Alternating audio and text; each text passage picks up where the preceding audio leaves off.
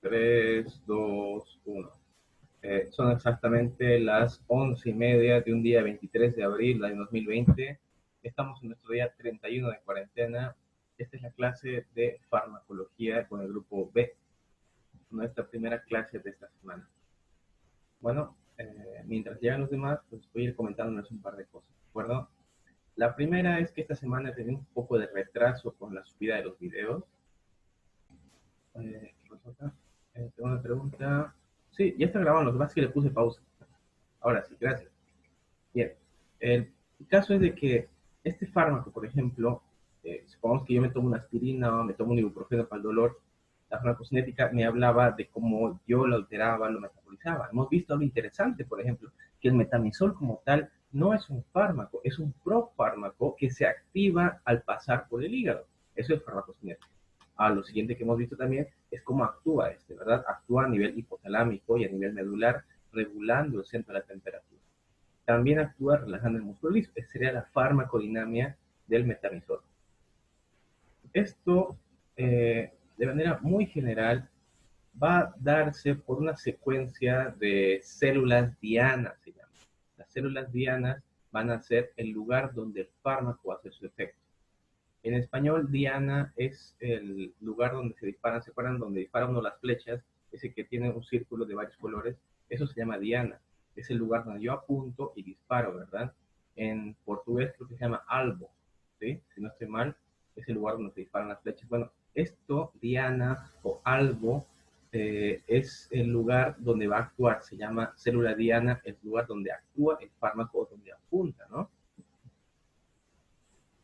¿Qué se encarga de estudiar entonces? Pues básicamente son tres cosas, ¿bien?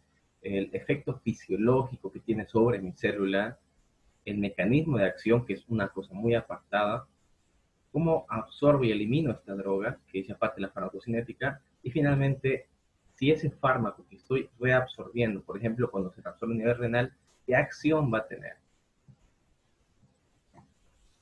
Esos efectos fisiológicos pueden ser muy variables, desde vasodilatación, en el caso, por ejemplo, de algunos fármacos, relajación del músculo liso bronquial, como el caso de los broncodilatadores. ¿Bien? La farmacodinamia, de manera indirecta, también va a hablar sobre la forma en que esta droga se va a eliminar. Eso habíamos dicho que era farmacocinética, pero también lo vamos a ver una pasada. ¿De acuerdo? Eh, para que exista un efecto farmacológico, tiene que haber la molécula y una célula que la va a recibir. Bien, esto se llama ligando, bien, o ligadura, pero en español le decimos ligando. Este ligando es justamente esa combinación que hay entre el fármaco y la célula que lo recibe y el efecto que viene después.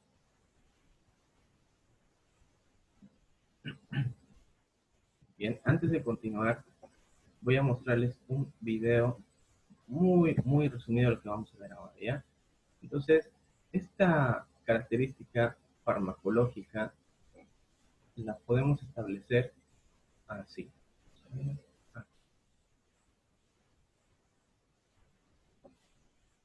Bien. La farmacodinamia entonces habíamos dicho que era esa rama, ¿verdad?, que estudiaba el efecto del fármaco como tal.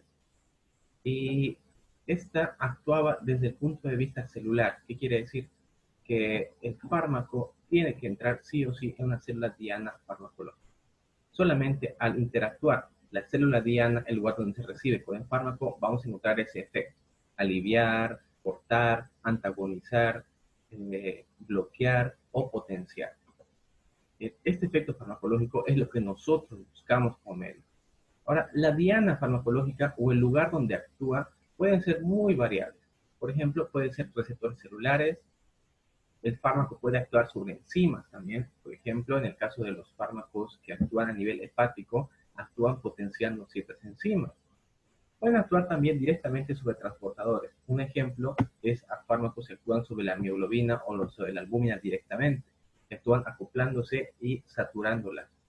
Y otros que actúan a nivel de, no actúan dentro ni fuera de la célula, sino actúan a nivel de los canales iónicos que comunican las células.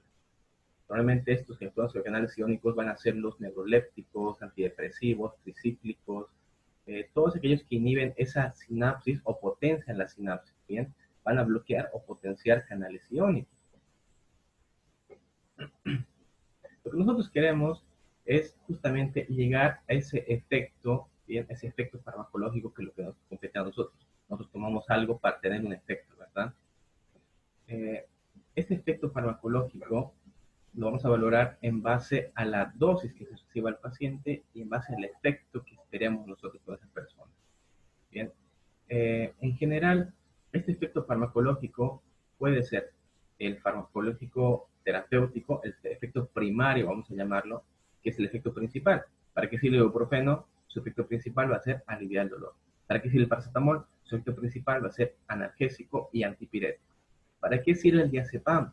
Un antidepresivo tricíclico. Ese es su primer efecto. Vamos a llamarlo el efecto farmacológico primario.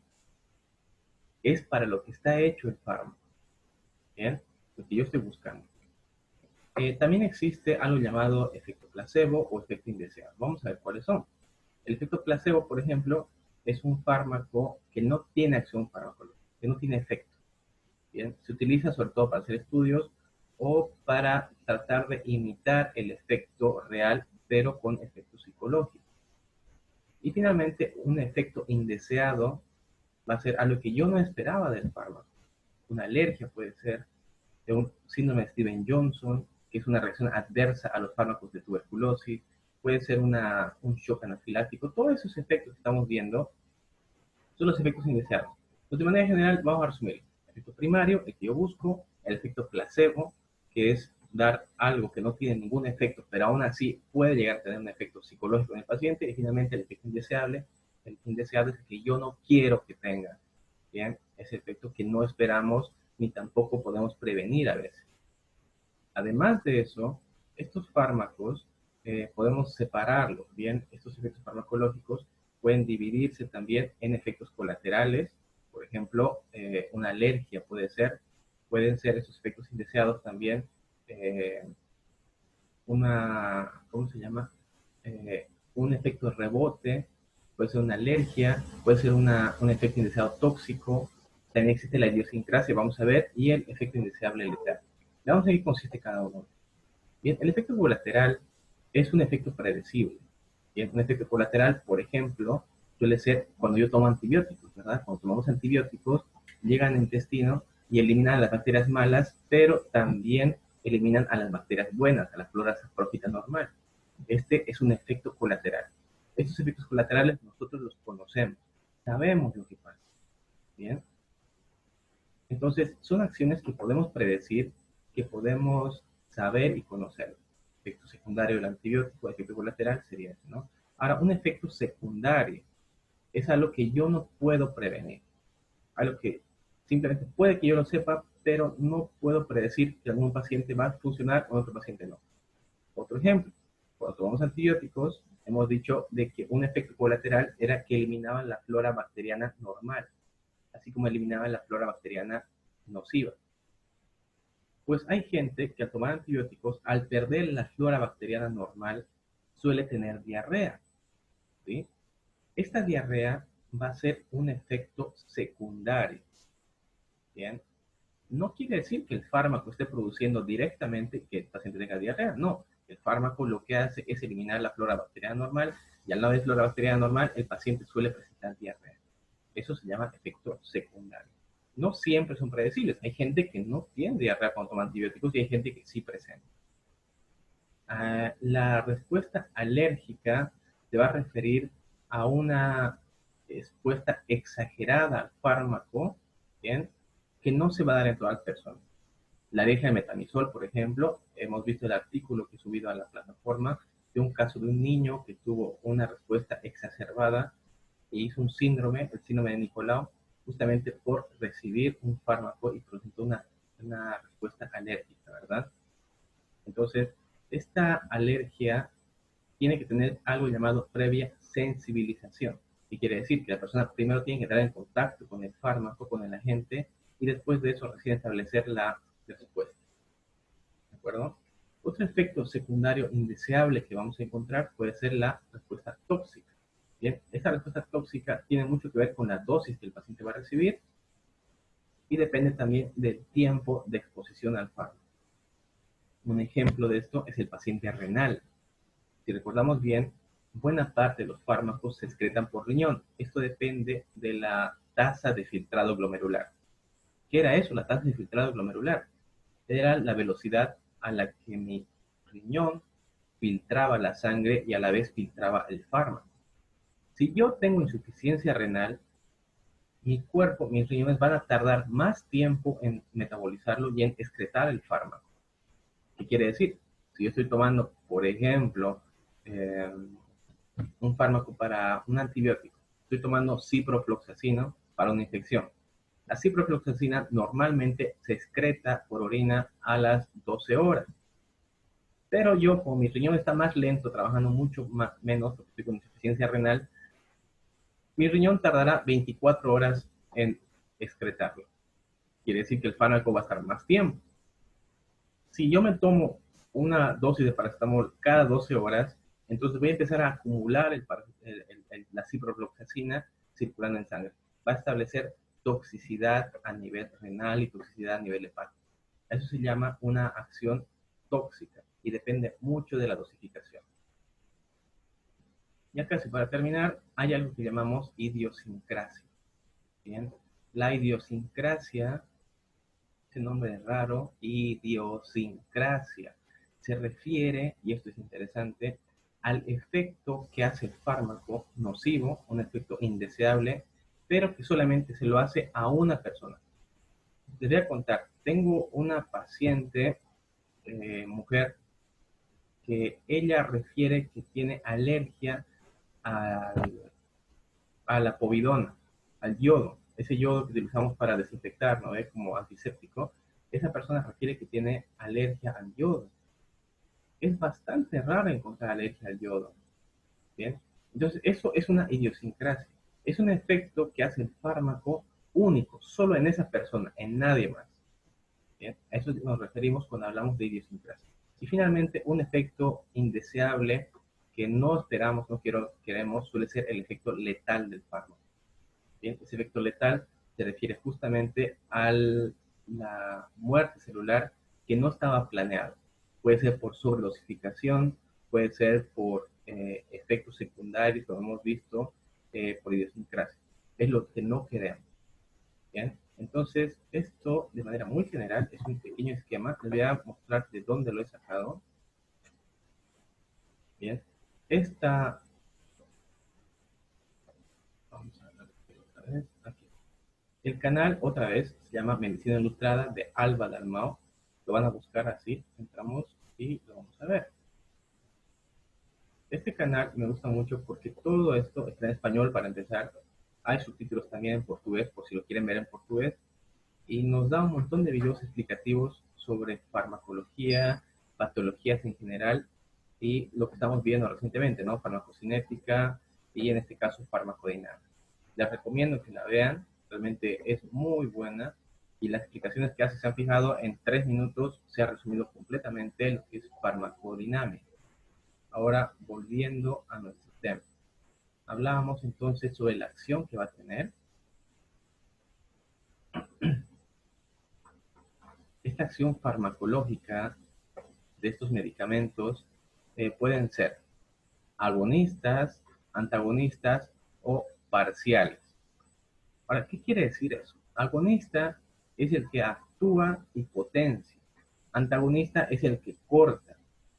Y agonista parcial va a ser el que medio que sí, medio que no, el que está como que en duda. ¿Bien? Ahora vamos a explicarlo un poquito más. Entonces, el agonista completo o agonista puro también se lo llama, es el fármaco, una sustancia, molécula que se une a su receptor, ¿bien? Y produce un efecto netamente potenciador. Agonista es el que tiene ese efecto.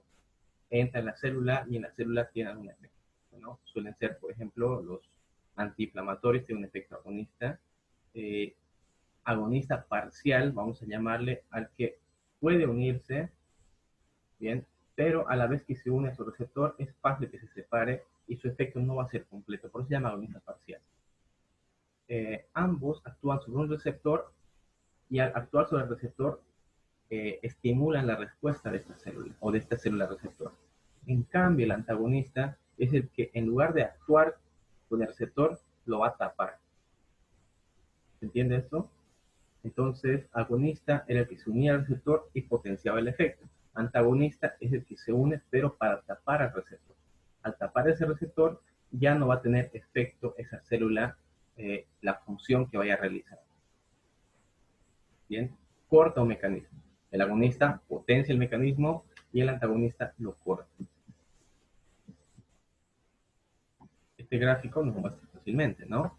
Entonces, este es el fármaco, la molécula activa, entra en el receptor celular y al entrar en el receptor celular activa su efecto, sea cualquiera el efecto. Puede ser estimulante, puede ser potenciador de determinadas efectos en el celular. En cambio, el antagonista lo que hacía era tapar, fíjense cómo está tapando, de modo que evita que se produzca el efecto de actividad celular, lo que sea que vaya a pasar. ¿Qué es un placebo? Es un efecto imaginario que tenemos. Normalmente el placebo se utiliza para simular un efecto. Les voy a contar, hace algún tiempo atrás llegó una paciente a las 3 de la mañana. Yo estaba ya durmiendo a esa hora en la consulta, ¿no? De las 3 y media de la mañana llega y llegó así. Llegó hiperventilando, llegó toda agitada, taquicárdica. Nos vino con su esposo. Entonces el esposo me dice, por favor, mi esposa dice que no puede respirar. Dice que está con una crisis ahorita mismo y piensa que tiene coronavirus. Y al verla me fijé, saturación de oxígeno estaba al 95%, frecuencia respiratoria estaba 25, alta, ¿no ves? Presión arterial 110/80, estaba perfecta. Su temperatura estaba en 36.5, no había fiebre. Le revisé las amígdalas, no había irritación, no había síntomas de tos, escuché pulmones y los pulmones estaban limpios también, no había dolor abdominal. Diagnóstico, ¿cuál sería el diagnóstico de esta paciente?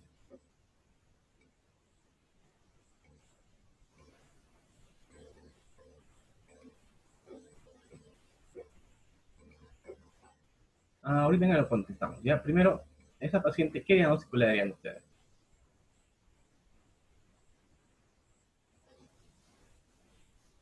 ¿Qué es hipocondríaca? En clínica, en general, en ambiente hospitalario, no vamos a colocar el diagnóstico paciente con crisis hipocondríaca. Vamos a colocarlos como paciente HI. Ya, vamos a poner aquí. Eso tienen que escribirlo también ustedes en la historia, ¿ya? Paciente HI. Ese HI es la abreviatura de paciente con una crisis de hipocondria o hipocondría. Bueno, ahora volvemos a la pregunta. Blenda me decía, los fármacos inmunosupresores son antagonistas para impedir la acción exacerbada de las células del sistema inmunológico. Los fármacos inmunosupresores lo que hacen justamente es inhibir la respuesta del metabolito. Por ejemplo, los corticoides, ¿ya? La inmunosupresión es un efecto secundario. ¿Bien? ¿A qué se refiere esto? Por ejemplo, cuando tomamos un corticoide como la dexametasona, betametasona, hidrocortisona o prednisona, por ejemplo, lo que hacemos es impedir ya la conversión de la lipoxigenasa. ¿Se acuerdan bien que el ácido araquidónico empezaba como supermetabolito, se dividía en dos caminos, vía de la lipoxigenasa, vía de la ciclooxigenasa? La lipoxigenasa derivaba en los fármacos, en los derivados que producían broncoconstricción, producían inflamación crónica, ¿verdad? Entonces, el corticoide, por ejemplo, o los inmunosupresores actúan sobre esa vía, cortando esa vía para que no haya respuesta inmunitaria. Es decir, que no actúan directamente sobre los leucocitos, sino actúan sobre la respuesta inmunitaria que activa los leucocitos. Podríamos llamarlo antagonistas si cubrieran el efecto. En este caso, no cubren ningún efecto, no tapan ninguna célula. Lo que hacen es actuar inhibiendo alguna respuesta. ¿Bien? No son directamente antagonistas, sino tienen otro nombre, lo vamos a ver más adelante, ¿ya? Tienen un efecto supresor, como dice, ¿ya? Antagonista es tapar algo, cubrir y evitar que actúe su efecto. En este caso, simplemente cortan un fragmento de la cadena del proceso inflamatorio y así evitan que haya respuesta. Bien, termino de contar.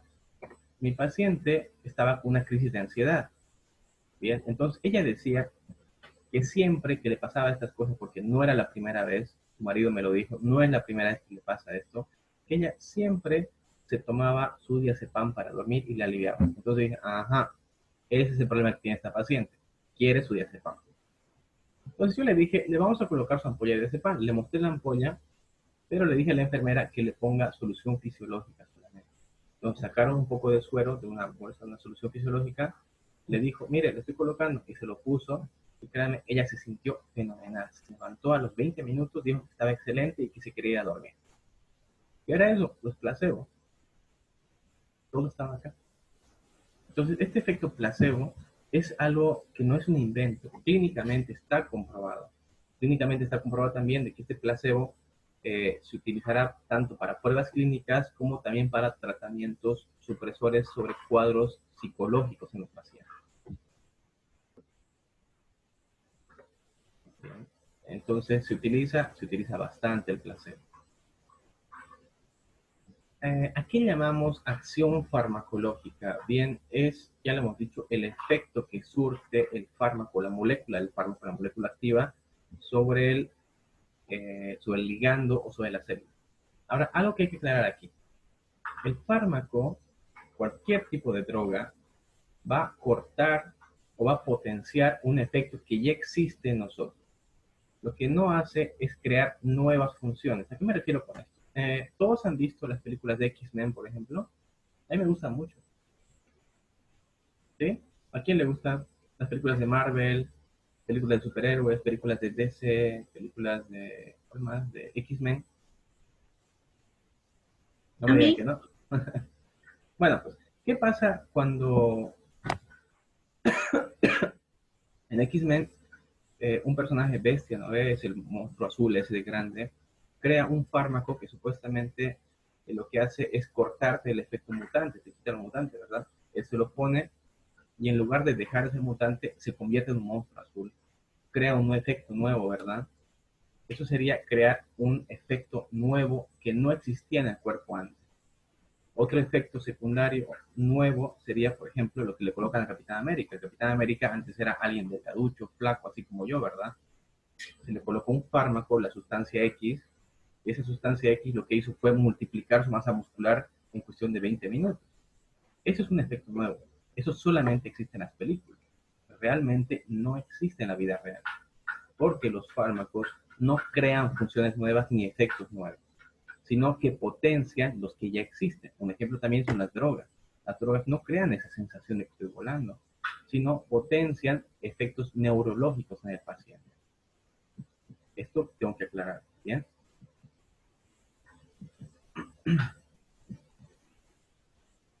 Bien. Esta acción farmacológica tiene, por ejemplo, efectos como antagonistas y agonistas. Vamos a ver específicamente qué efectos vamos a tener. Son cuatro principales, ¿ya? Esta acción farmacológica puede ser estimulante, es decir, que va a potenciar algún efecto previo. Ejemplo que tenemos es el salbutamol, ¿bien? Este salbutamol, por ejemplo, es un broncodilatador. Actúa sobre los receptores beta 2 adrenérgicos a nivel del músculo liso bronquial. ¿Y qué efecto tiene? Pues produce broncodilatación relajando al músculo liso bronquial. ¿Bien? ¿Eso que hace? Estimula al músculo para que se dilate. Ese efecto broncodilatador que buscamos nosotros en el asma. Ese, por ejemplo, sería un efecto de estimulación.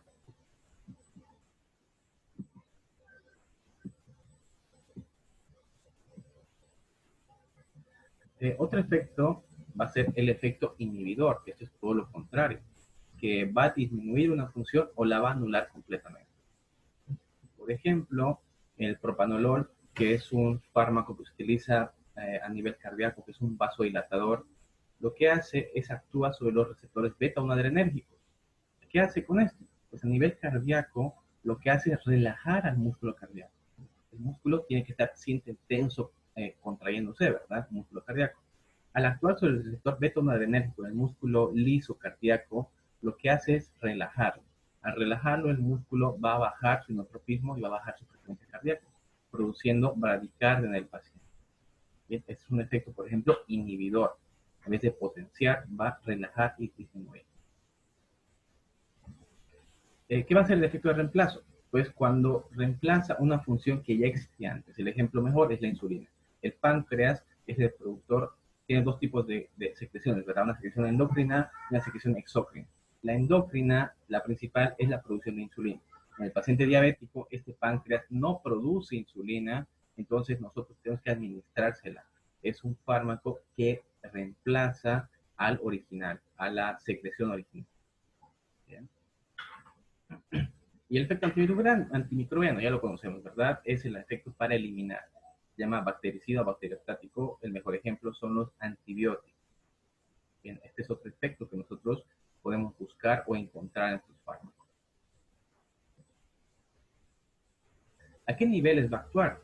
Bueno, pues puede ser desde lo más mínimo, ¿bien? De lo más pequeño a nivel molecular, puede ser a nivel de un tejido, a nivel tisular, puede actuar sobre todo el organismo, sobre una persona completa, incluso puede actuar a algo que llamamos nivel sociológico, como el caso de placebo, que no va a actuar sobre ninguna célula realmente, pero va a actuar a nivel neurológico. Bien, vamos a ver rápidamente qué consiste. Cuando hablamos a nivel molecular, estamos hablando de lo más pequeñito, lo más mínimo que pueda haber. Estaremos hablando sobre, por ejemplo, fármacos que actuarán sobre receptores de superficie de la célula o directamente en las enzimas que están cerca. También pueden llegar a ser tan pequeñas las moléculas que actuarán en la célula y en sus receptores o en los canales celulares. ¿Bien? Es el ejemplo de los neurolépticos o relajantes que actúan inhibiendo cierta síntesis a nivel de la membrana celular. ¿Bien? A un nivel un poco más grande, no llegan a entrar algo tan pequeñito como las enzimas o células dentro de las organelas, pero pueden actuar en lo que la rodea. Puede ser en la membrana celular, a nivel de sus canales, puede ser a nivel del citoplasma, o incluso pueden actuar sobre las mitocondrias o en la capa interna o capa externa de las mitocondrias. Un ejemplo que tenemos acá, por ejemplo, es el veneno para ratas, los órganos fosforados. Los órganos fosforados son una toxina que actúa a nivel de la membrana externa de la mitocondria. Esa molécula entra por vía digestiva, si me la tomo, entra, se absorbe por vía del tubo del intestino, ¿sí? De ahí entra a nivel de las mitocondrias que están en todo el epitelio, ¿sí? Al entrar en la mitocondria, lo que hace es perforar o rompe o disuelve la membrana externa mitocondria. Al disolver la membrana externa mitocondria, las células cilíndricas que estarán en el intestino, por ejemplo, van a acabar muriendo porque no tienen ATP. Hablamos entonces que no actúa directamente sobre el núcleo, por ejemplo, o actuará sobre los ribosomas sintetizadores de proteínas, pero va a actuar sobre lo que la rodea. Hablamos de que actúan a nivel celular cuando comprometen todo el contorno. Bien, en este caso afectará entrando por la membrana y va a diseminarse por todas las células del fármaco, actuando sobre mitocondrias, actuará sobre ribosomas, actuará sobre el núcleo también. Un ejemplo de este fármaco que actúa directamente a nivel celular son los antineoplásicos. Estos antineoplásicos no solo actúan solo en una célula tumoral, sino actúan sobre todo el contorno del grupo celular neoplásico. Bien. Los que se disponen a nivel tisular son los que actúan sobre el contorno. Ejemplo, los broncodilatadores para el asma. Estos directamente no entran en la célula, pero actúan sobre las glándulas mucosas y sobre los receptores del músculo liso, haciendo que se relaje. ¿Bien?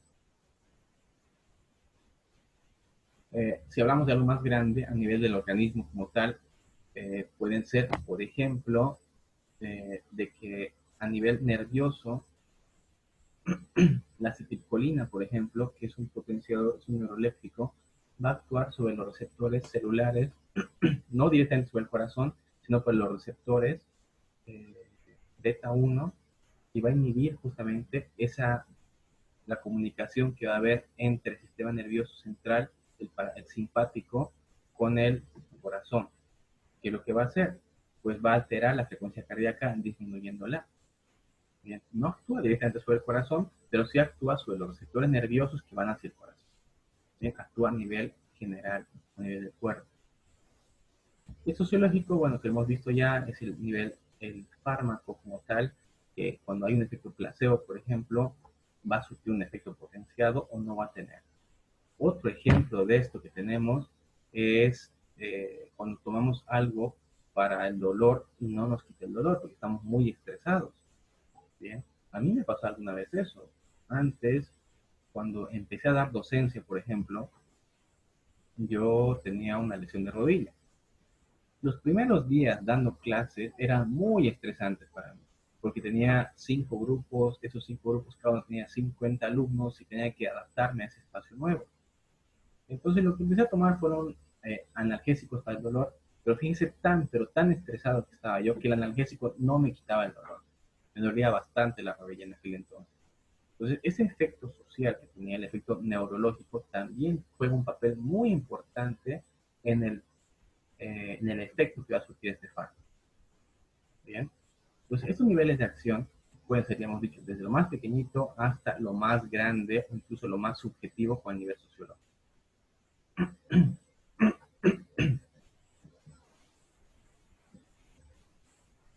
Antes de continuar, creo que me quedan 5 minutos.